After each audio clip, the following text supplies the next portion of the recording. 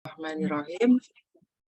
Assalamualaikum warahmatullahi wabarakatuh. Alhamdulillahirabbil alamin wassalatu wassalamu ala asrofil anbiya'i wal mursalin sayyidina Muhammadin wa ala alihi washabihi ajma'in. Rabbi shrah li sadri wa yassir li amri wahlul 'uqdatam min lisani yafqahu qawli. Yang terhormat Ibu Dr. Ratna Budiarti M.Biomed. Terima kasih Ibu telah berkenan hadir dalam kegiatan kami pada siang hari ini. Yang kami hormati Bapak Agus Budiarta, Eskop MPD, selaku Wakil Kepala Sekolah Bidang Kurikulum. Dan yang kami hormati Ibu Bapak Guru SMA N86 Jakarta.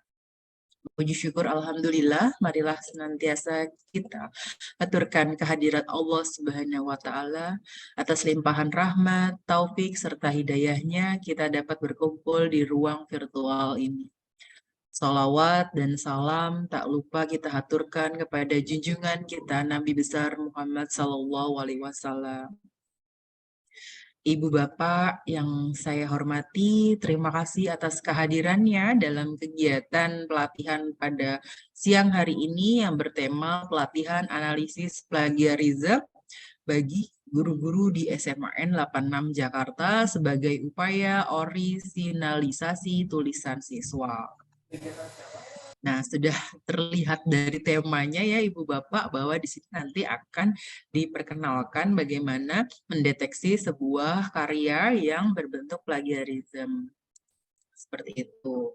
Nah, Ibu Bapak, izinkan saya membacakan susunan acara sebagai berikut. Yang pertama pembukaan, kedua sambutan, ketiga materi dan simulasi, keempat tanya jawab, dan terakhir penutup. Selanjutnya, acara selanjutnya adalah sambutan. Dipersilahkan berkenan untuk Ibu Dr. Ratna Budiarti M.Biomed selaku Kepala SMAN 86 Jakarta untuk memberikan sepatah dua patah kata terhadap kegiatan kami. Dipersilahkan Ibu. Baik, terima kasih Bu Indah Rahmawati yang telah memandu acara kita pada hari ini.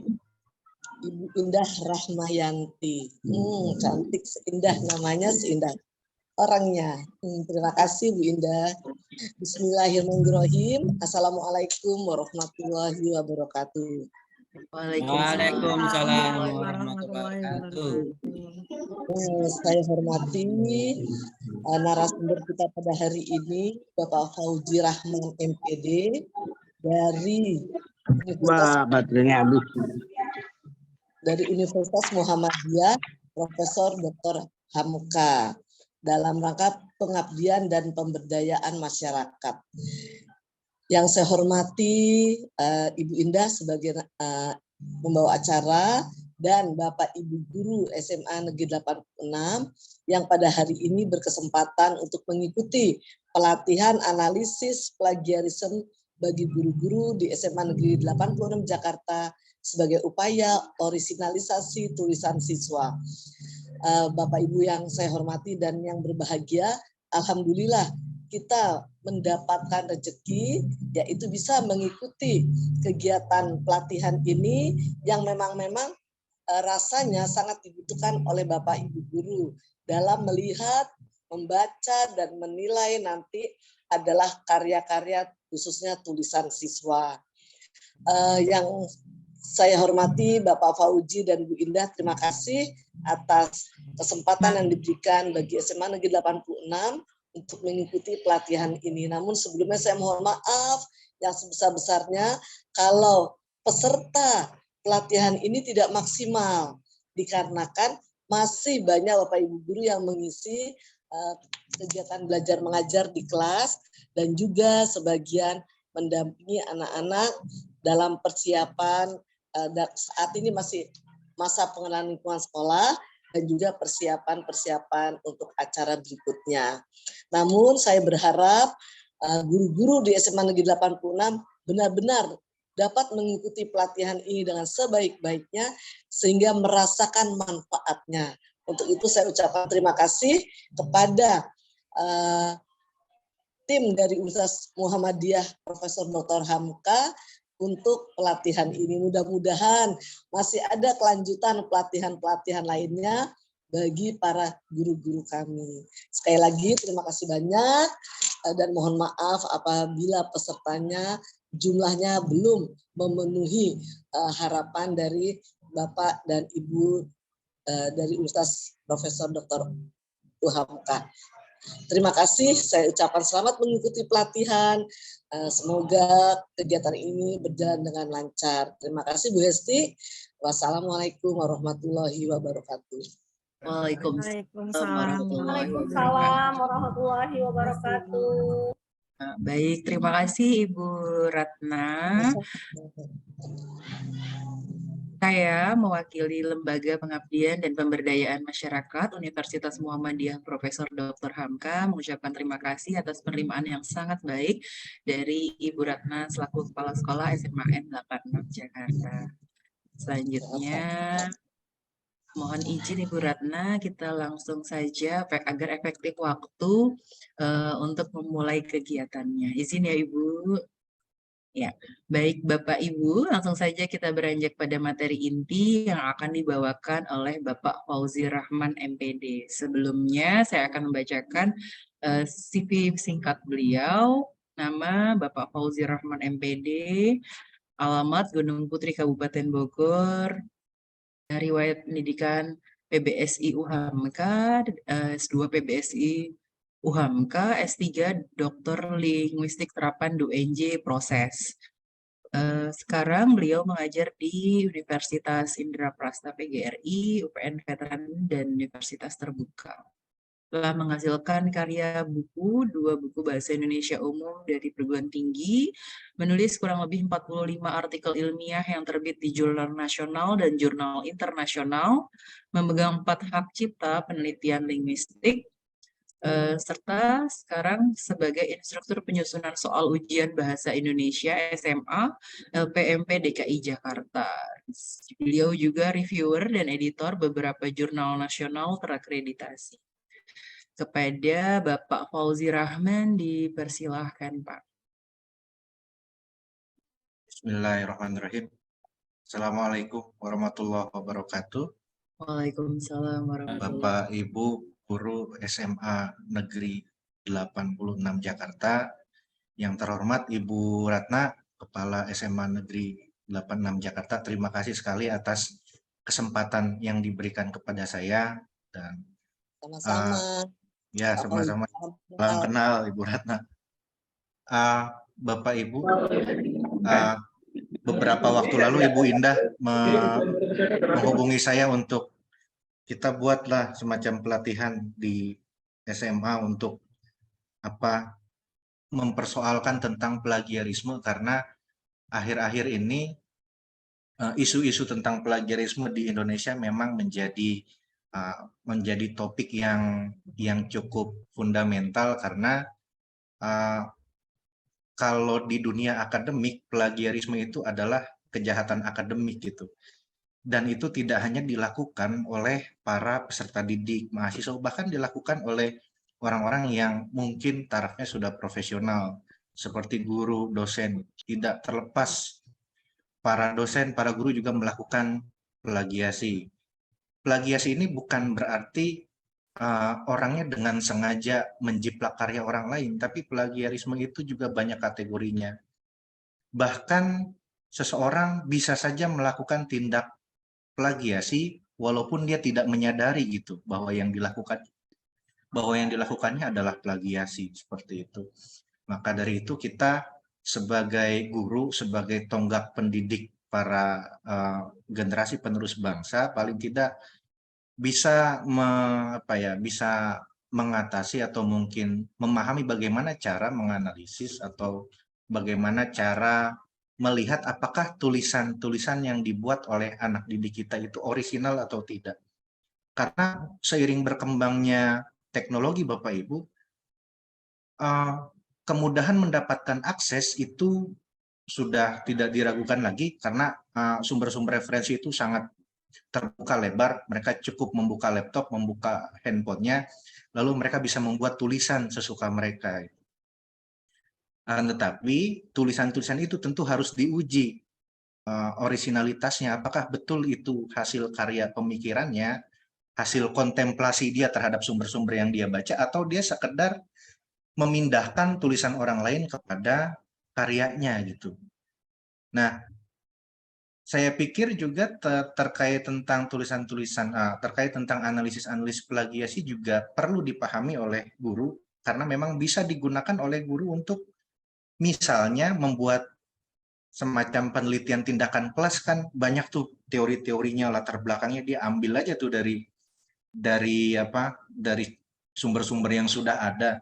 Nah, sekarang kan proses penilaian untuk penaikan pangkat menggunakan PTK, menggunakan jurnal ilmiah terakreditasi itu kan seleksinya menggunakan analisis kemiripan dulu gitu. Jadi tulisan-tulisan Bapak Ibu bagi yang ingin mengajukan kenaikan pangkat pasti akan dikaji dulu kemiripannya dengan tulisan lain. Nah, untuk mengantisipasi hal itu, juga Bapak Ibu bisa gunakan tuh beberapa tools yang memang bisa menganalisis seberapa persen sih kemiripan dari tulisan kita terhadap tulisan orang lain. Jadi selain bisa digunakan untuk menganalisis tulisan siswa, beberapa aplikasi untuk cek plagiasi juga bisa kita gunakan untuk karya-karya kita sendiri. Karena memang semua reviewer, penilai-penilai tulisan, penilai-penilai karya tulis baik PTK ataupun penilai artikel ilmiah dalam jurnal, itu pasti yang pertama dilakukan adalah cek plagiarismenya dulu. Kalau dulu kan belum ada tuh alat-alat untuk mengecek plagiasi, kalau sekarang tuh sudah banyak sekali alat-alat untuk melakukan itu, sehingga kita sebelum mengajukan tulisan kita pasti kita bisa mengecek dulu apakah tulisan kita betul-betul layak sebelum kita serahkan untuk pengajuan pangkat misalnya. Atau untuk anak didik kita yang mau mengikuti lomba karya ilmiah, kita cek dulu plagiasinya, baru kita serahkan kepada panitia lomba misalnya. Karena pengalaman saya pernah menjadi juri lomba esai itu, lomba karya tulis tingkat nasional di UPN Veteran Jakarta. Ada satu tulisan mahasiswa yang bagus sekali gitu dari suatu daerah, hampir juara satu gitu, tapi saya nggak percaya begitu aja kok. Urutan tulisannya begitu bagus, bahasa-bahasa yang digunakan juga tidak populer gitu. Setelah dicek plagiasi ternyata kemiripannya sampai 80%, akhirnya penyerahan hadiahnya dibatalkan. Nah, semakin ke sini aplikasi-aplikasi pengecek plagiarisme atau kemiripan terhadap tulisan lain juga semakin banyak. Saya mohon izin Ibu Indah untuk membagikan materi di layar. Silakan, Pak. Ya. Saya mulai Bapak Ibu ya. Tadi kita mulai dengan prolog dulu. Saya sih berharapnya selepas kegiatan ini Bapak Ibu bisa melakukan sendiri gitu, bagaimana sih cara mengecek suatu tulisan, karena aplikasi itu ada yang berbayar tapi ada juga yang gratis. Memang untuk aplikasi-aplikasi yang gratis tentu saja ada keterbatasan. Tapi untuk aplikasi yang berbayar memang proses penelusurannya sangat mendalam, itu sampai kepada sumbernya diambil dari mana, berapa persen, tulisan siapa saja yang diambil itu ada kalau memang aplikasinya berbayar. Tapi nanti kita coba gunakan bagaimana sih menggunakan beberapa aplikasi yang memang bisa digunakan untuk mengecek kemiripan konten tulisan. Nah, tadi sudah saya jelaskan tentang plagiasi adalah isu sensitif dalam dunia akademik gitu, karena menyangkut etik gitu. Oleh sebab itu kita perlu kehati-hatian. Dalam salah satu jurnal internasional, Bapak Ibu, saya lupa penulisnya itu siapa, tipe orang yang plagiasi itu ada dua intinya. Yang pertama, dia sadar yang dilakukannya adalah plagiat, tapi tetap dia lakukan. Jadi tahu nih, saya ambil ini konten, saya masukkan ke dalam karya ilmiah saya. Itu orangnya sadar yang dia lakukan adalah plagiat. Yang berbahaya adalah contoh yang kedua adalah orang yang tidak tahu yang dilakukannya adalah tindakan plagiat. Jadi dia nggak sadar bahwa yang dilakukannya adalah plagiat. Misalnya banyak kasus siswa maupun mahasiswa dia buat karya ilmiah, ditanya oleh kita kan sebagai guru gitu, kamu dapat dari mana tulisan ini? Dengan polosnya menjawab, oh saya dapat dari internet Pak. Itu kan artinya dia tidak tahu. Apa yang dilakukannya adalah tindak plagiasi. Atau contoh lain misalnya, Bapak Ibu punya karya sendiri, punya karya, punya skripsi misalnya waktu S1 atau ketika S2 bikin tesis, lalu Bapak Ibu bikin PTK karena merasa kayaknya temanya sama nih dengan uh, dengan tesis atau skripsi yang pernah saya buat. Saya mau bikin PTK dengan tema yang sama. Akhirnya semua kajian teoretisnya, metodologinya diambil dari skripsi punya sendiri gitu kan, punya kita sendiri. Nah, dalam teori plagiasi itu tetap dianggap sebagai plagiarisme walaupun punya kita. Jadi misalnya saya pernah bikin skripsi, saya ambil latar belakangnya, saya jadikan latar belakang di PTK saya gitu. Nah, itu tetap disebut sebagai plagiasi. Nah, untuk menghindarinya tentu saja kita harus memposisikan tulisan-tulisan terdahulu sebagai sumber referensi seperti itu. Kita lanjut. Nah, di sini definisinya tadi sudah saya jelaskan secara singkat, adalah perbuatan sengaja atau tidak sengaja. Jadi memang dia tahu atau mungkin dia tidak tahu. PR kita kepada para peserta didik adalah beritahu apa sih tindakan-tindakan yang mungkin merupakan plagiarisme gitu. Di sekolah itu kadang-kadang ada lomba pembuatan karya ilmiah atau Bapak Ibu sering memberikan tugas membuat makalah. Itu adalah tugas-tugas yang memang sangat rentan untuk terjadi tindak plagiasi gitu. Nah, disinilah kita sebagai guru bisa menganalisis tulisan-tulisan siswa, apakah mereka menulisnya berdasarkan hasil pemikirannya yang dia konstruk menjadi karya tulis atau memang sekedar comot sana comot sini lalu dia masukkan ke dalam karya ilmiah dia, dijadikan diberikan cover gitu, lalu dia print dan dikumpulkan. Artinya kan dia cuma ngambil-ngambil aja. Kalau Bapak Ibu pernah baca bukunya Hendrik Guntur Tarigan tuh, yang bahasa Indonesia. Hendrik Guntur Tarigan kan punya 4 buku yang terkenal, Menyimak, Berbicara, Membaca, dan Menulis tuh.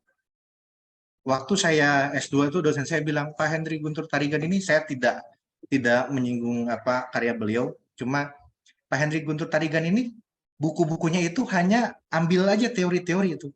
Mungkin kalau sekarang yang dilakukan oleh beliau adalah terdeteksi sebagai tindak plagiarisme karena memang kemiripannya banyak gitu.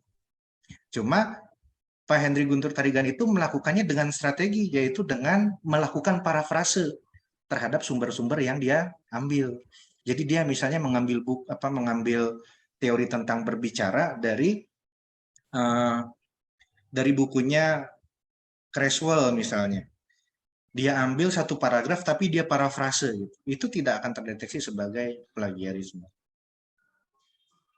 Nah, di Indonesia sendiri Bapak Ibu, ancaman bagi pelaku plagiasi memang cukup berat ya, dan puncak tertinggi dari teguran terhadap tindakan plagiasi adalah pencabutan gelar akademik.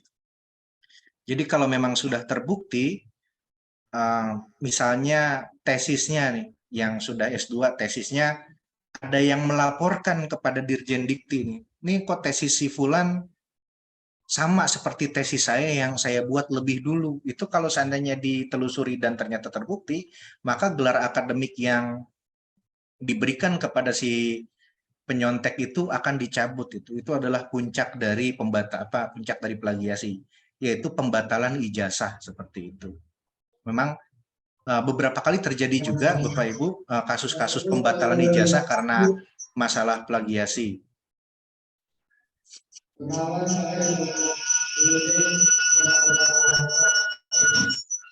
Ada juga tegurannya atau sanksinya berupa denda yang paling banyak itu sekitar 200 juta rupiah. Kan lumayan gara-gara kita males berkontemplasi gitu, mikirin tulisan orang yang bisa terintegrasi dengan tulisan kita, akhirnya kita kopas-kopas aja, lalu kita terkena denda 200 juta kan sebetulnya adalah hal yang sia-sia seperti itu. Nah, sebelum saya memberikan contoh Bapak Ibu bagaimana cara menggunakan aplikasi untuk menganalisis tulisan-tulisan apakah terindikasi plagiat atau tidak, kita cek dulu apa saja gitu ruang lingkup dari plagiarisme.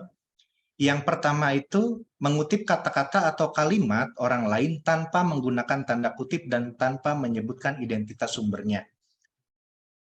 Bagi Bapak Ibu yang memang sudah pernah membuat skripsi, saya pikir juga semua sudah pernah membuat, ketika ada suatu klaim di dalam karya ilmiah kita, penyebutan sumber referensi adalah keharusan gitu. Penyebutan sumber referensi mau kita ambilnya 1 kalimat, 2 kalimat, atau 3 kalimat, selama itu diambil dari tulisan orang, maka sumber referensinya harus disebutkan. Nah, kalau masa-masa kita mungkin ya masa-masa kuliahnya tahun 2000-an, 2005, 2007 atau di bawah tahun 2000, penggunaan tanda kutip seperti pada ruang lingkup pertama, jadi bagian yang kita ambil dari buku orang itu kita apit dengan tanda kutip, itu dianggap tidak bermasalah gitu. Tapi oleh aplikasi pengecek plagiarisme itu tetap dihitung sebagai plagiaris, sebagai tindakan plagiasi itu. Jadi walaupun kita sudah memberikan tanda kutip, oleh aplikasi penganalisis plagiarisme tetap dianggap sebagai tindak plagiarisme. Strateginya adalah ketika kita mengutip dari tulisan orang, kita lakukan parafrase terhadap tulisan itu. Jadi kita olah kembali.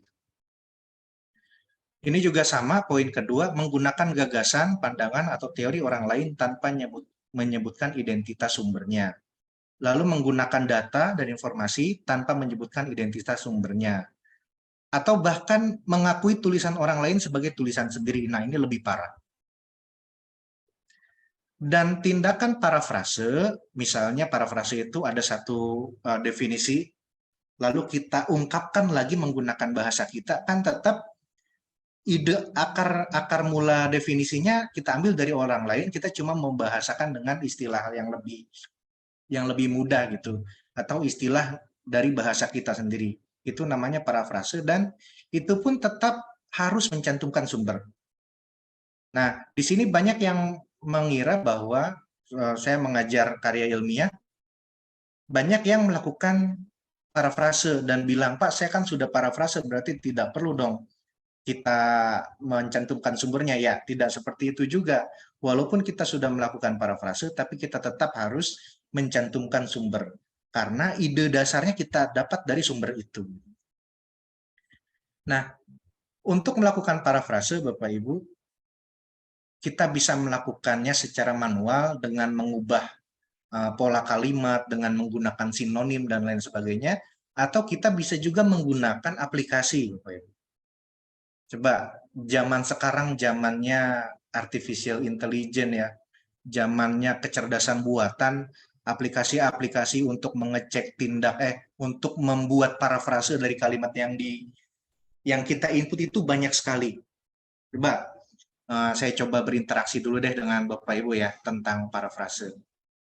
Assalamualaikum Ibu Widya. Nah, kan Bu Widya kaget dipanggil. Ya, Waalaikumsalam, Bapak. Ibu Widya pasti pernah atau seringlah membuat tulisan karya ilmiah dan sebagainya.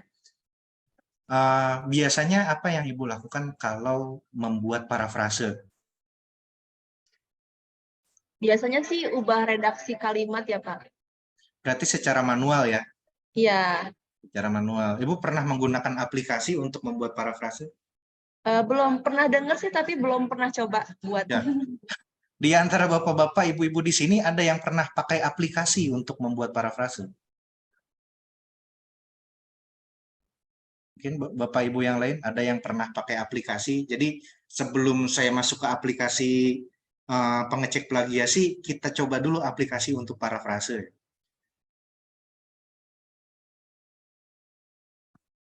Yuk, ibu yang lain mungkin.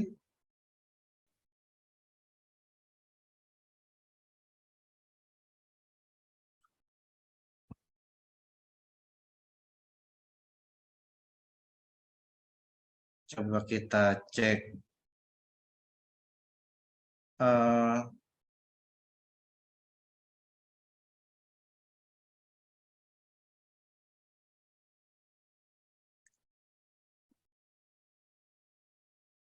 Ada Bu Hesti? Bu Hesti Iya, Pak. pernah menggunakan aplikasi untuk membuat parafrase? Belum pernah, Pak. Belum pernah. Tapi pernah memparafrase ya? Pernah, Pak. Biasanya bagaimana ketika membuat parafrase? Nah, biasanya saya sih mengubah, kan saya kebetulan guru bahasa Indonesia ya, Pak. Ya, Jadi biasanya dari karya, misalnya dari puisi diubah menjadi prosa seperti itu. ya. Oke, kita lanjut dulu sebentar. Bapak Ibu pernah dengar istilah ChatGPT nggak? Bapak Ibu?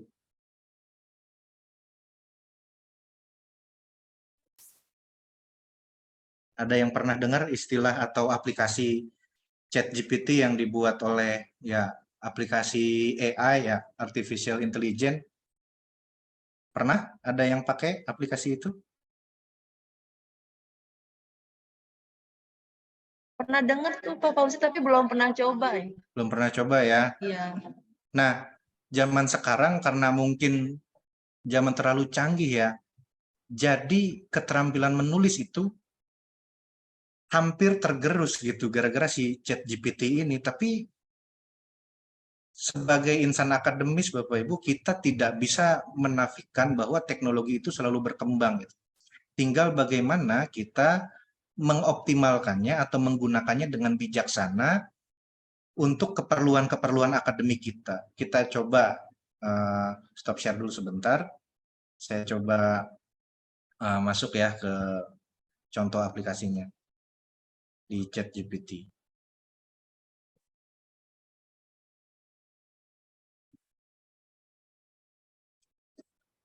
Saya masuk ke ChatGPT di Google. Terlihat ya, Bapak Ibu ya? Lihat, Pak. Nah, di sini ada paling atas OpenAI, ini nama perusahaannya. Kita masuk ke Introducing ChatGPT. Nanti Bapak Ibu langsung saja login menggunakan akun Google-nya gitu, akun Gmail-nya. Nah, nanti di sini ada pilihan, apakah mau pakai chat, apa pakai DALL-E, atau pakai API. Nah, untuk kepenulisan biasanya orang-orang menggunakan ChatGPT. Nah, ini adalah salah satu platform yang saat ini sedang fenomenal, Bapak Ibu, karena bisa menulis sesuai dengan keinginan kita gitu. Jadi apa ya? Bisa dibilang ya kalau kita bilang cheating ya cheating, curang ya curang karena memang apa yang dituliskan oleh si aplikasi ini begitu tidak terdeteksi oleh aplikasi plagiarisme gitu. Jadi kemungkinan terdeteksinya sangat kecil. Cuma memang kelemahannya adalah dia tidak mencantumkan sumber-sumber ilmiah yang dia gunakan. Nah, PR-nya yang menggunakan aplikasi ini adalah ya harus menambahkan sumber-sumber relevan terkait apa yang dituliskan. Misalnya kalau kita mau masuk ke fiturnya, kita langsung new chat.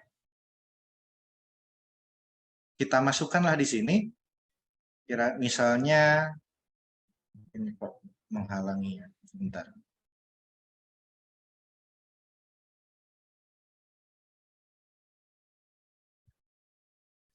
Misalnya saya berikan definisi tentang bahasa. Bahasa adalah suatu sistem lambang dan bunyi yang digunakan oleh manusia sebagai alat untuk berkomunikasi dan bersifat produktif serta arbitrer.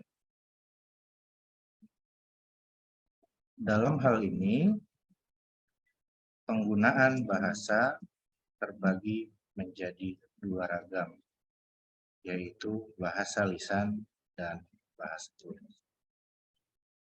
Ini misalnya kita masukkan ke dalam chatnya. Kita kasih perintah saja di bawahnya. Tolong parafrasekan apa namanya teks di atas. Kita kasih tanda seru, kita enter gitu. Nah, langsung dibuatkan parafrasenya oleh dia. Jangankan parafrase, kita minta tolong buatkan latar belakang tentang penelitian tindakan kelas dengan judul meningkatkan kemampuan menulis cerpen melalui media pembelajaran audio visual berbasis media sosial. Langsung dibuatkanlah latar belakangnya oleh dia. Supaya memang untuk tulisan ilmiah perlu mendapatkan beberapa polesan di beberapa bagiannya karena bahasanya terkesan kaku dan sangat bahasa mesin sekali gitu. Jadi tidak ada nilai rasa di bahasanya. Tapi memang kalau bisa dibilang curang ya curang, tapi inilah teknologi Bapak Ibu. Ketika dia masuk generate respon, berarti sudah selesai. Dan ini bisa kita parafrase. Tolong parafrasekan teks di atas. Asal kasih perintah begitu selesai. Atau kita mau minta tolong terjemahkan ke dalam bahasa Inggris. Langsung diterjemahkan oleh si aplikasinya. Nah, di dunia perguruan tinggi, Bapak Ibu, di penggunaan ChatGPT ini memang sering digunakan khususnya untuk melakukan paraphrasing dan penerjemahan. Karena di beberapa jurnal internasional, khususnya yang dari Timur Tengah, kadang-kadang meminta abstrak dari bahasa Arab gitu. Nah, itu kan kita kalau nyari orang yang memang ahli di bahasa Arab agak sulit itu. Bedanya dengan Google Translate adalah di ChatGPT kita bisa lebih akurat meminta kepastian penggunaan grammarnya. Misalnya kita nggak yakin sama grammarnya, kita bisa tanya ke si ChatGPT-nya, apakah grammarnya sudah baik gitu. Nah, kalau seandainya grammarnya dianggap tidak baik, akan diperbaiki lagi. Tapi kalau misalnya sudah baik, dia akan bilang, ya grammar dari teks di atas sudah baik. Teks tersebut sudah menggunakan struktur kalimat yang tepat dan mengikuti aturan tata bahasa yang benar dalam bahasa Inggris, seperti itu. Ini adalah contoh dari perkembangan teknologi. Saya tidak tahu apakah para peserta didik kita sudah paham dengan penggunaan ChatGPT ini. Kalau udah paham ya siap-siap Bapak Ibu akan sering dibohongi oleh anak-anaknya. Akan sering, Ibu ini tulisan saya, nih tulisan saya. Kita cek di aplikasi plagiasi nggak ada gitu, karena memang tidak terdeteksi oleh bahkan oleh Turnitin ya, di puncak list pengecek plagiasi terbaik itu namanya aplikasi Turnitin. Bahkan aplikasi Turnitin tidak bisa mendeteksi plagiasi dari tulisan yang dibuat oleh ChatGPT. Saya tidak tahu apakah para peserta didik kita paham tentang aplikasi ini. Saya pikir anak-anak sekarang sudah sangat melek teknologi dan mungkin beberapanya sudah tahu penggunaan aplikasi ini. Gitu. Nah, mengantisipasi hal ini, akhirnya si Turnitin tadi, Bapak Ibu, terus melakukan pembaruan aplikasi sehingga lebih mutakhir agar dia tahu gitu, agar dia tahu, oh ini ngambil dari ChatGPT ini, oh ini ngambil dari aplikasi ini nih. Nah, pas saya lihat di Turnitin yang sekarang, ternyata mereka sudah ada fitur udah ada fitur artificial intelligence itu. Mereka juga sudah mulai mengantisipasi apakah tulisan-tulisannya adalah bahasa-bahasa kecerdasan buatan. Karena bahasa-bahasa kecerdasan buatan dengan bahasa-bahasa yang dibuat oleh manusia itu walaupun hampir sama, tapi tetap ada beberapa bagian yang terasa, kok ini kayak mesin ya yang membuatnya gitu. Kok ini seperti bukan dibuat oleh orang, seperti misalnya penggunaan konjungsi yang berulang-ulang.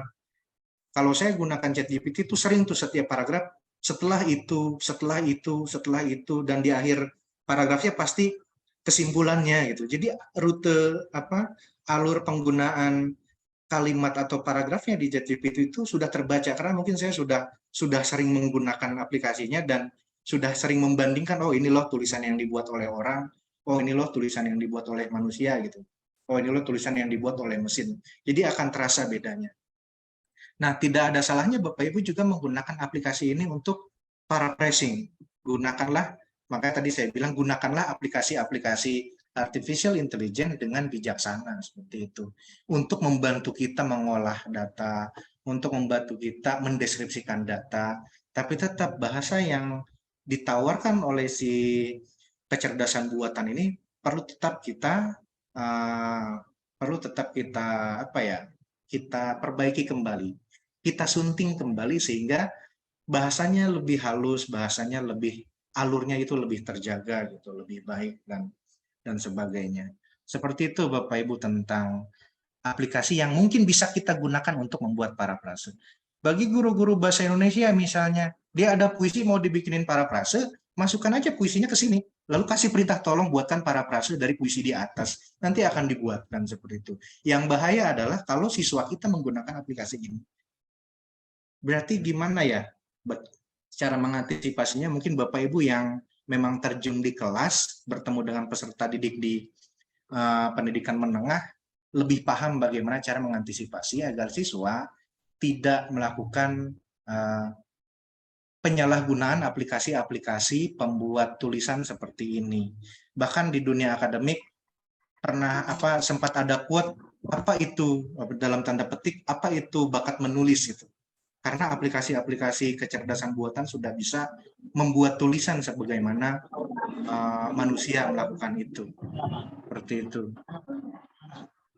Oke, Bapak Ibu, sebelum saya lanjut ke aplikasi plagiasi, ada pertanyaan dulu Bapak Ibu sebelum saya lanjutkan materinya.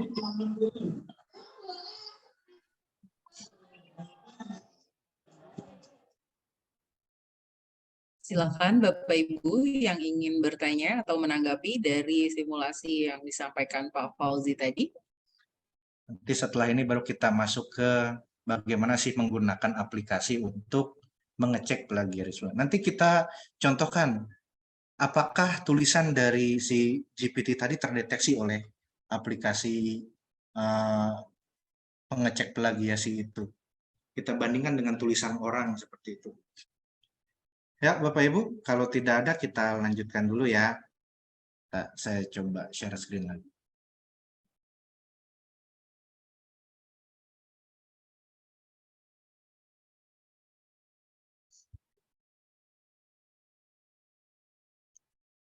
Ya, kita mulai.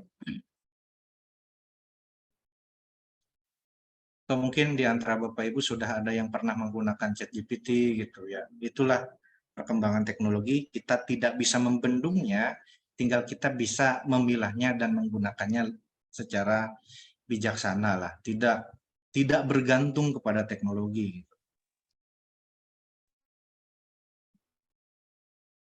Di sini ada beberapa tipe plagiarisme. Yang pertama, pengulangan kata demi kata gitu. Jadi penulis itu menggunakan kata-kata dari penulis lain tanpa menyebutkan sumber. Atau menggunakan gagasan orang lain tanpa memberikan sumber juga. Terus mengakui karya orang lain, itu puncak dari plagiarisme. Ada makalah orang, dia ganti aja covernya. Lalu dia ganti namanya dengan nama dia, itu artinya menjiplak karya orang lain secara utuh. Ada yang disebut self-plagiarism atau auto-plagiarism. Nah, self-plagiarism atau auto-plagiarism adalah di mana penulis mengambil karyanya sendiri yang pernah disidangkan atau dipublikasikan di masa sebelumnya, lalu dia ambil lagi di tulisan yang baru. Itu juga termasuk ke dalam tindak plagiasi. Kenapa sih orang-orang senang sama plagiarisme, senang memplagiasi karya? Karena mepet gitu, karena terbatasnya waktu untuk menyelesaikan karya ilmiah. Biasanya orang kan kalau sudah terkena SKS itu sistem kebut semalam, apapun akan dia lakukan, yang penting tugasnya selesai. Lalu rendahnya minat baca untuk menganalisis sumber-sumber yang menjadi referensi dia. Kan orang kalau baca jurnal ilmiah atau artikel ilmiah, ya dia baca saja tuh abstraknya tuh. Dia menganggap bahwa yang dilakukan adalah sudah membaca karyanya. Padahal abstrak itu hanya sebagian kecil yang merepresentasikan isi dan tidak menunjukkan isi secara keseluruhan. Lalu kurang tahu seperti apa caranya melakukan kutipan. Jadi banyak pertanyaan dari mahasiswa-mahasiswa baru ya Bapak Ibu yang baru lulus SMA bilangnya, Pak, daftar pustaka itu fungsinya untuk apa gitu. Nah, pertanyaan itu kan menandakan bahwa mereka tidak paham betapa pentingnya mengambil karya orang dan menyebutkan karyanya sebagai apresiasi gitu. Jadi dia tidak tahu seberapa penting posisi daftar pustaka sebagai apresiasi kita kepada penulis, sebagai kode etik kita dalam menulis itu. Lalu kurang juga perhatian dari guru atau dosen terhadap persoalan plagiarisme ya. Karena kita seringlah agak-agak tidak aware terhadap karya-karya siswa, ngelihat oh kayaknya bagus nih karyanya, kita kasih aja nilai tinggi. Dengan adanya aplikasi-aplikasi pengecek plagiasi, kita bisa cross-check terlebih dahulu apakah karya dari kelompok siswa, grup siswa itu adalah karya orisinal atau memang mereka hanya mengcopy paste. Bahasa Indonesianya apa copy paste itu? Salin tempel. Mereka hanya menyalin tempel tulisan orang kepada tulisan dia, lalu dia klaim sebagai tulisan dia sendiri.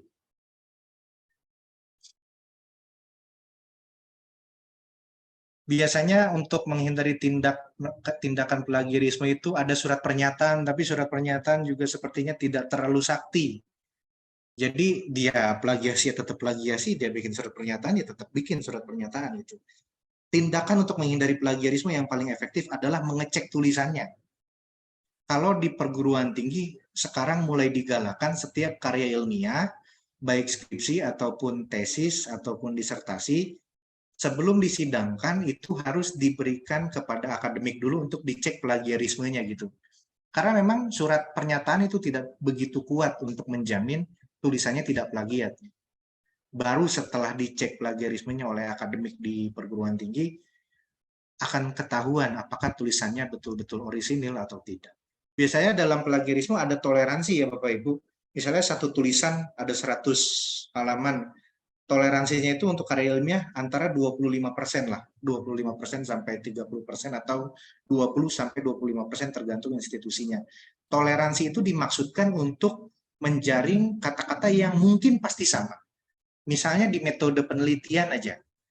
Kata-kata seperti metode yang digunakan dalam penelitian ini itu pasti sama kata-kata itu. Data dikumpulkan menggunakan teknik wawancara itu pasti sama. Berdasarkan hasil analisis di atas, itu pasti sama. Sehingga di dalam kebijakan plagiarisme ada batas toleransi. Kalau di skripsi itu 20-25%. Kalau di karya jurnal, kalau Bapak Ibu yang membuat jurnal untuk kenaikan pangkat misalnya, itu toleransinya itu hanya 15%. Untuk artikel ilmiah ya. Dan itu di luar dari daftar pustaka. Nah, untuk menghindari plagiasi, saya pikir Bapak Ibu sudah sangat paham, yaitu melakukan parafrase atau menggunakan tanda kutip dan menyebutkan sumbernya. Kita lewat saja tips menulis. Di sini ada beberapa aplikasi untuk mengecek plagiarisme tulisan. Tadi saya bilang di awal, yang paling populer dan yang memang kekuatannya paling tinggi untuk menelusuri apakah tulisan itu plagiat atau tidak adalah aplikasi Turnitin. Masalahnya aplikasi Turnitin itu berbayar Bapak Ibu. Tapi akan saya ajarkan bagaimana caranya agar bisa menggunakan Turnitin tapi nggak perlu bayar. Nah, aplikasi kedua yang bisa kita gunakan adalah Grammarly. Grammarly itu ternyata tidak hanya digunakan untuk mengecek grammar saja, tapi juga bisa digunakan untuk mengecek plagiarisme suatu tulisan. Ada aplikasi-aplikasi lain seperti Check Plagiarism, nama aplikasinya. Ada juga CoderDuck, ada juga Plagiarism Checker, atau ada juga Playgram, dan ada Smart SEO Tools. Ini adalah aplikasi-aplikasi yang biasa digunakan untuk mengecek apakah suatu tulisan itu plagiat atau tidak. Nah, Kalau Bapak Ibu cari di Google, aplikasi untuk mengecek plagiasi itu pasti banyak sekali. Bapak Ibu tinggal gunakan saja. Yang paling populer di kalangan mahasiswa memang plagiarism checker. Cuma kalau tidak berbayar, ada batasan kemampuannya. Misalnya hanya bisa menganalisis maksimal 1000 kata. 1000 kata itu kurang lebih 3 halaman lah. 1000 kata itu kurang lebih 3 halaman A4, jadi hanya segitu kalau gratis. Tapi kalau misalnya kita mau berbayar, di Shopee itu banyak sekali dijual aplikasi-aplikasi username sama password untuk Turnitin. Memang berbayar setiap bulan. Dan kita coba sekarang untuk menggunakan aplikasi Turnitin dulu, Bapak Ibu. Saya berharapnya Bapak Ibu juga di depan laptop ya, agar bisa langsung mencoba gitu menggunakan aplikasi Turnitin. Kita masuk dulu ke Turnitin. Saya stop share.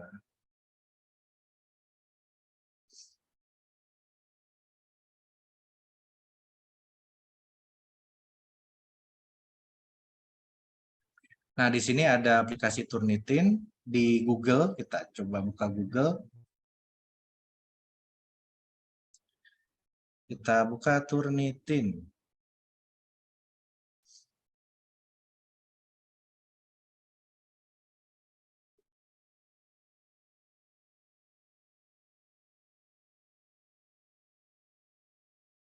Kita coba login saja. Biasanya akan disuruh ini. Kalau kita sign in with Google, akan dia arahkan untuk pembayaran. Disuruh bayar dulu, Bapak Ibu. Kalau kita masuk lewat Google ya. Biasanya kalau yang tidak berbayar atau mengakali agar tidak bayar lah ibaratnya. Mengakali agar tidak bayar, para akademisi itu pakai new user. New user di sini pilih yang student. Jadi kita memposisikan diri kita sebagai siswa gitu. Karena biasanya untuk fitur siswa itu diberikan semacam privilege, kemudahan lah, kemudahan akses. Kita pilih student di sini. Nah, PR-nya adalah Bapak Ibu, di sini diminta kelas ID dan kelas enrollment key. Kita nggak punya itu, kelas ID dan kelas enrollment key. Itu cari di mana? Nah, sekarang untuk mencari kelas ID dan kelas enrollment key, kita bisa minta di internet. Banyak sekali orang yang berbaik hati memberikan kelas ID-nya dan kelas enrollment key-nya di YouTube. Oke, nanti saya contohkan bagaimana cara mengambilnya ya. Ini saya mau langsung materi saja atau mau diikuti oleh Bapak Ibu? Gimana Bapak Ibu?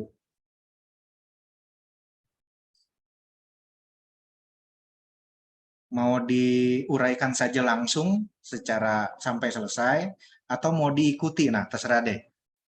Ayo. Mungkin bisa langsung materi Pak Fauzi. Langsung aja ya. Oke, saya masuk ke YouTube. Di sini kita masuk ID apa tadi di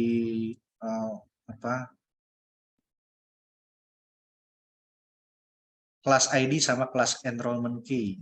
Kelas ID. Nah, di sini di bagian YouTube paling atas,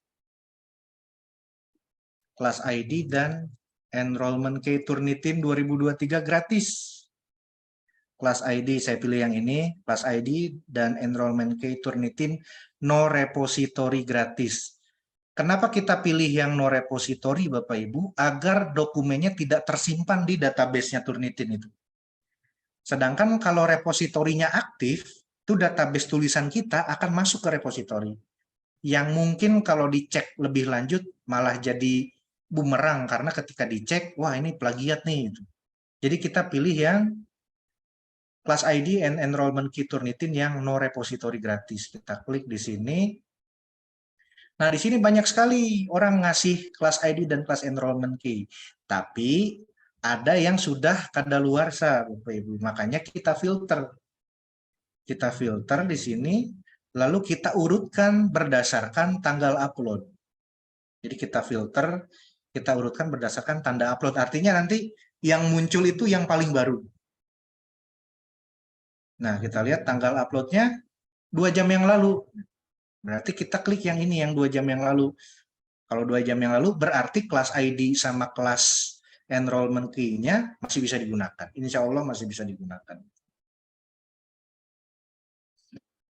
Nah, cuma mereka agak-agak, sebentar. Cuma mereka agak-agak sedikit tricky agar videonya ditonton gitu. Agar videonya ditonton. Jadi mereka menyebutkan nomornya itu sekali-sekali. Jadi kita perlu siapkan alat tulis dan kertas gitu.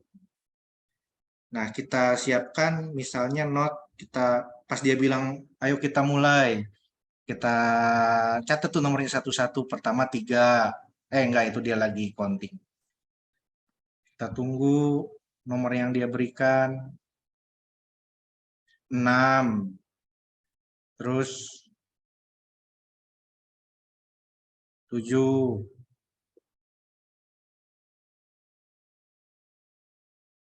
Lalu setelah 7, 8. 6, 7, 8, 5. Setelah 5, 9. Setelah 9, 0. 6, 7, 8, 5, 9, 0. 2. Lalu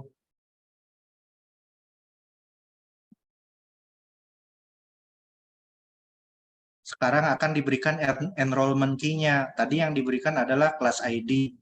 Sekarang enrollment key.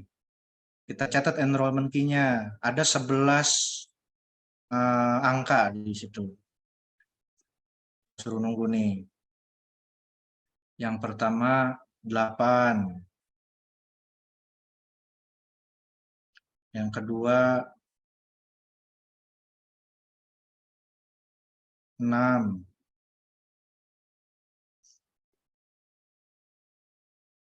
Lalu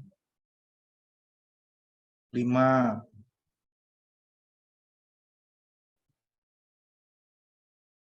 Lalu 2.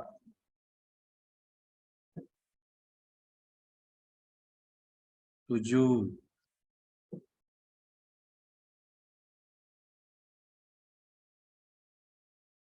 6.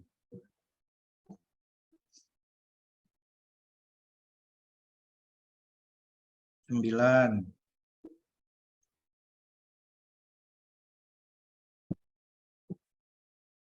3.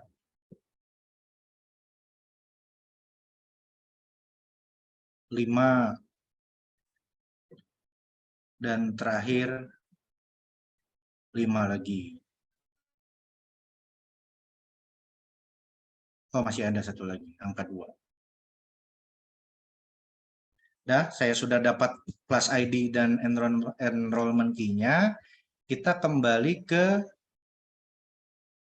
Turnitin tadi. Diminta kelas ID, kita masukkan yang tadi 6785902. Terus yang kelas enrollment key-nya 86527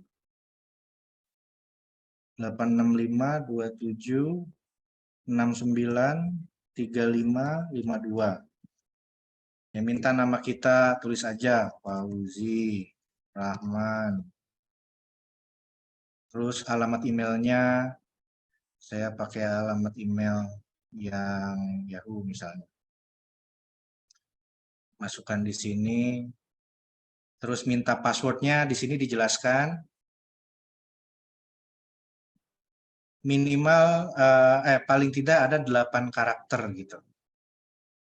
Misalnya saya tulis, nah password pertanyaan dadakannya apa nih, pertanyaan rahasianya. Misalnya, di kota mana orang tua kalian bertemu, misalnya di Bogor. Nah, kita checklist, saya bukan robot, disuruh milih ini apa, captcha, nyari mobil. Lalu kita verifikasi. Setelah verifikasi, kita I agree, create profile. Oh, nggak bisa. Enter ID or key you have entered is incorrect. Nah, kalau Bapak Ibu mengalami kesalahan seperti ini, kita cari lagi di YouTube yang lain gitu. Nanti kalau sudah dapat, Bapak Ibu akan punya akun. Kalau misalnya sukses nanti akan berhasil. Saya semalam sudah coba dan berhasil mendapatkan enrollment key-nya dan bisa masuk nih. Misalnya yang saya kemarin masuk adalah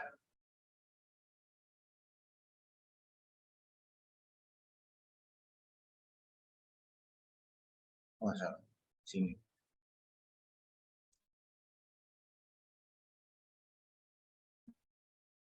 Ada error. Bentar Bapak Ibu, mohon maaf.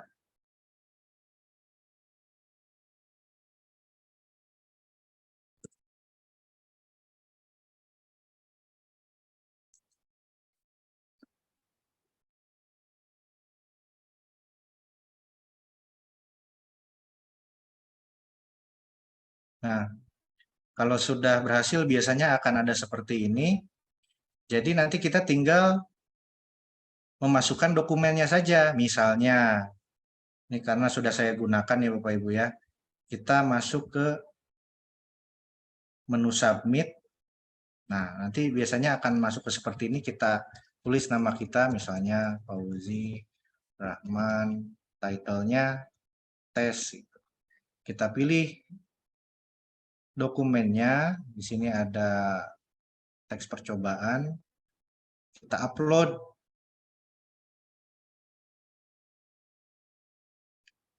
Kita upload, lalu si aplikasi akan menginput data dan mencari akan mencari seperti apa kemiripannya gitu. Dia akan mencari ke berbagai macam jurnal, ke berbagai macam artikel, ke berbagai macam blog seperti itu. Lalu kalau sudah kita go to assignment inbox. Nanti dia akan akan menganalisis dan butuh waktu di situ. Kurang lebih 3 menit Bapak Ibu. Kita coba dulu aplikasi lain, misalnya Grammarly.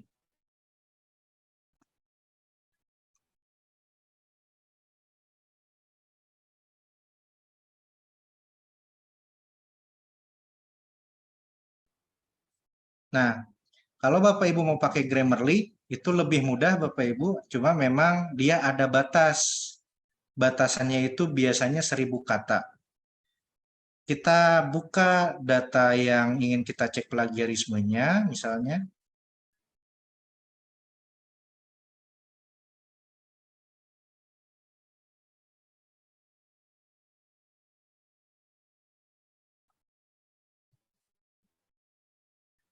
Lalu kita copy tulisannya. Dan kita pindahkan ke sini. Misalnya kita masukkan tulisan, lalu kita scan plagiarisme. Itu aplikasi-aplikasi selain Turnitin, Bapak Ibu, itu sistem pengoperasiannya sangat mudah ya. Jadi ketika dibuka langsung kita diminta untuk input data, lalu lalu kita kliklah scan for plagiarism. Nah ini udah selesai dicek dan setelah dianalisis, oh ternyata tidak ada isu plagiarisme di tulisannya. Teks Anda bebas dari isu-isu tulisan. Seperti itu. Kita coba aplikasi lain dari scan plagiasi. Kita coba aplikasi misalnya plagiarism checker.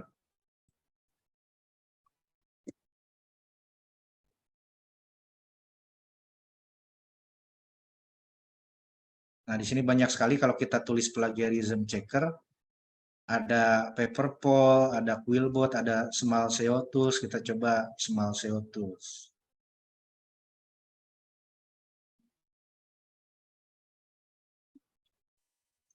Nah, di sini dibilang batas kata yang bisa di-scan hanya 1000 kata. Jadi cuma 1000 kata. Kita paste di sini tulisan yang ingin kita kaji, yang ingin kita analisis, lalu kita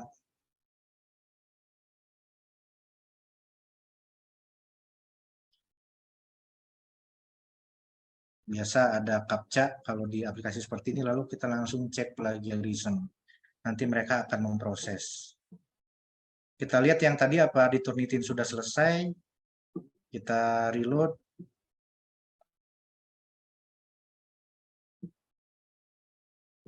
Cek, tes. Nah, di sini. Tadi kalau yang aplikasi grammar Bapak Ibu, aplikasi grammar yang saya gunakan itu dia nggak bisa menemukan isu similarity-nya. Tapi di Turnitin ketemu sebanyak 42% kemiripan tulisan. Kalau kita buka di dalam papernya, Bapak Ibu, sebentar.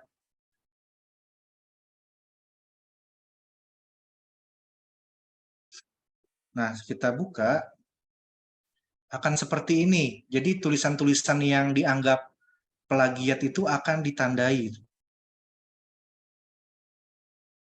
Oh, ini pernah ada yang nulis seperti ini, gitu. Oh, kalimat-kalimat seperti itu pernah ada yang nulis, gitu. Jadi dibilang oleh si aplikasi dan ditandai bagian mana yang tulisannya identik sama dengan tulisan orang lain. Seperti ini misalnya. Profil pelajar Pancasila adalah bentuk penerjemahan tujuan pendidikan nasional. Oh, udah pernah ada yang nulis tuh. Terdeteksi sama Turnitin. Bedanya antara Turnitin dengan aplikasi-aplikasi yang lain, Bapak Ibu, kalau Turnitin memang lebih kejam lah. Ibaratnya lebih kejam untuk menganalisis plagiarisme tulisan seseorang, tapi kalau aplikasi-aplikasi gratis yang lain tuh mereka lebih toleran.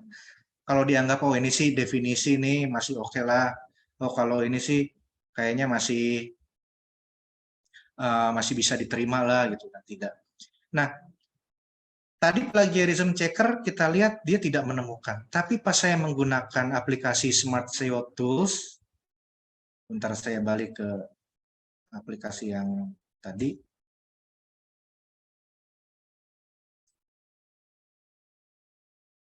Nah, ini dia masih nyari nih. Ada 66%. Dia sedang mencari, sudah 71% berjalan.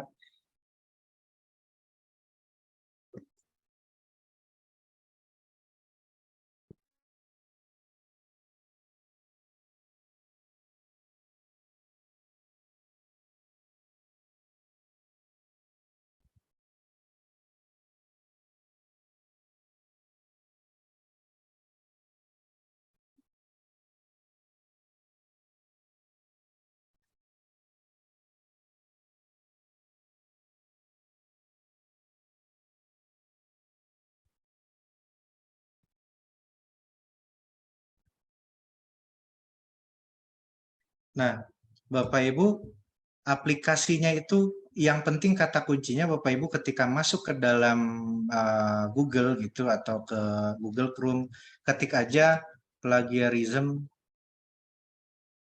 checker. Nanti di situ banyak sekali aplikasi-aplikasi yang bisa digunakan. Ada Quillbot, ada aj.com, ada Small SEO Tools yang barusan saya gunakan, ada Duplicate Checker, ada Grammarly, ada Plagiarism Detector. Semua itu bisa digunakan. Dan beberapa aplikasi itu punya kebijakan sendiri-sendiri terhadap batas maksimal yang bisa kita input. Jadi kalau Smart SEO Tools tadi maksimalnya 1000 kata, oh artinya kalau di halaman HVS kurang lebih 3-4 halaman lah itu kalau spasinya 1,5 sampai spasi 2,0 yang digunakan. Ada yang batas kata yang bisa diinput adalah 5.000 kata. Itu. Yang penting disiapkan saja dokumen yang ingin kita scan itu berbentuk Microsoft Word, Bapak Ibu. Jadi biasanya mereka menerimanya dalam bentuk dokumen Word.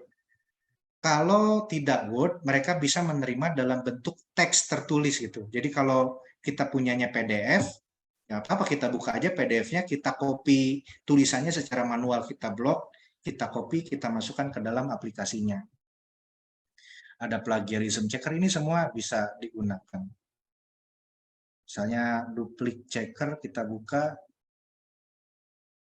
Nah, seperti ini contohnya. Dia juga sama 1000 kata. Jadi cara menggunakannya sama saja.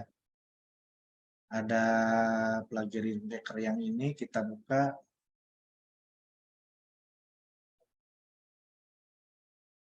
Dia bahkan kalau plagiarism checker cuma 800 kata.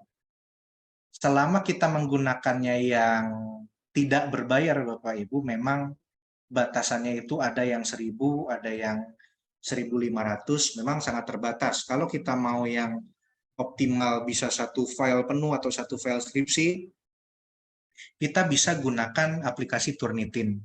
Cuma untuk aplikasi Turnitin kita membutuhkan class ID sama enrollment-nya. Enrollment key-nya bisa kita cari dari YouTube. Gitu. Bisa kita cari dari YouTube dengan cara kita filter berdasarkan tanggal upload. Gitu. Nanti kita cari mana yang paling baru. Oh, yang tadi nggak bisa digunakan, berarti yang bawahnya kita coba aja satu-satu. Nanti pasti ada salah satunya yang bisa digunakan. Tadi mungkin saya ada kesalahan ketika mencatat nomor. Nanti Bapak Ibu coba sendiri. Kalau memang mau menganalisis full satu file skripsi misalnya, satu file skripsi atau satu file PTK kan banyak sekali itu dokumennya, bisa sampai 15.000 kata.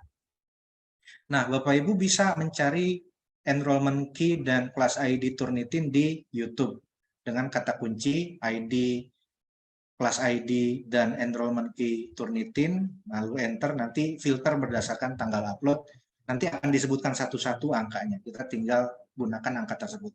Tapi kalau memang dokumen yang kita scan itu tidak terlalu banyak Bapak Ibu, kita bisa menggunakan plagiarism checker yang tidak berbayar. Yang tidak berbayar bisa kita gunakan Grammarly, bisa kita gunakan dokumen-dokumen lain. Intinya adalah kata kunci di Word-nya adalah plagiarism checker. Nanti Bapak Ibu tinggal pilih aja aplikasi yang menurut Bapak Ibu kayaknya yang ini enak, kayaknya yang ini enak, karena setiap aplikasi punya fiturnya masing-masing. Kita tinggal upload dokumennya atau copy paste karangannya, lalu kita klik cek plagiarism.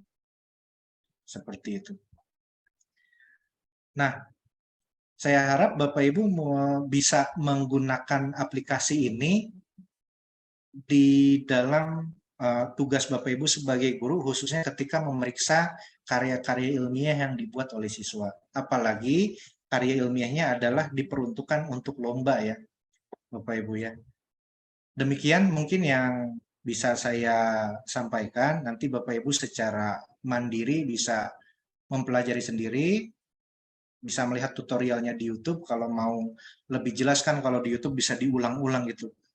Bapak Ibu pengen gunakan misalnya Small SEO Tools, gimana sih cara menggunakan Small SEO Tools?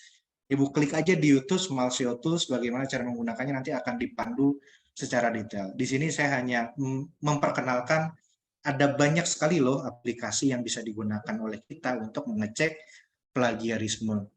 Dan untuk menghindari plagiarisme, silahkan menggunakan parafrase. Boleh secara manual, boleh agak curang-curang dikit, bolehlah pakai ChatGPT gitu.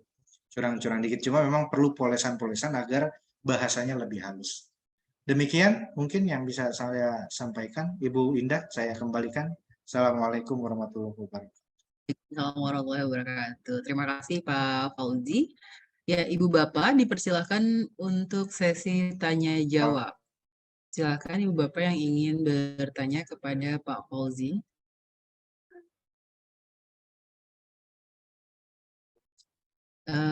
Pak Fauzi, di sini kendalanya adalah Ibu Bapak sedang berbenturan dengan kegiatan lain dan MPLS ada juga yang lomba menulis ini, pemberitahuan dari Bu Hesti.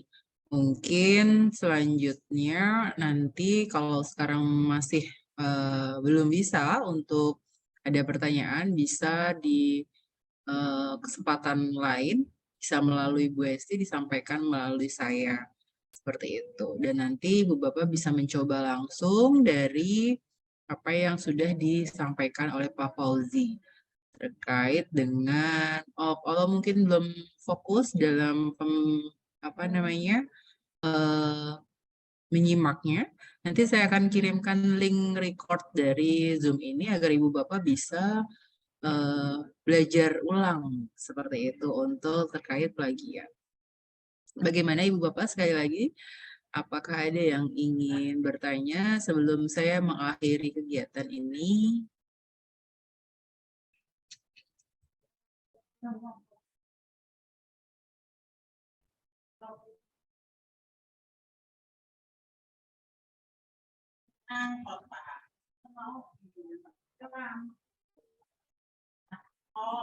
Ya, baik. Jika tidak ada yang bertanya, Ibu Bapak bisa langsung mengisi presensi. Pak Diki, mohon izin presensinya di-share, Pak Diki.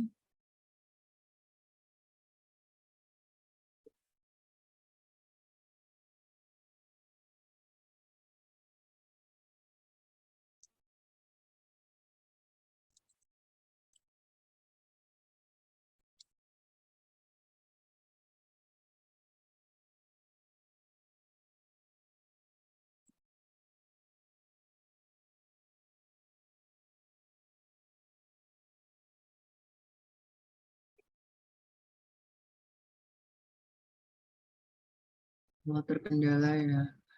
Bapak Ibu mungkin nanti presensinya bisa saya titipkan kepada Bu Hesti agar lebih leluasa untuk mengisi presensinya. Ibu Bapak nanti akan saya titipkan kepada Bu Hesti. Dimohon Ibu Bapak nanti mengisi dengan nama lengkap dan gelar. Setelah itu kami akan memberikan sertifikatnya juga melalui Bu Hesti. Baik, Bu Indah. Ya, baik. Baik Ibu Bapak, mungkin sampai di sini kegiatan kita. Terima kasih kepada Pak Fauzi selaku narasumber yang telah sharing tentang bagaimana analisis plagiat. Semoga lain kali bisa sharing kembali di SMA 986 ini.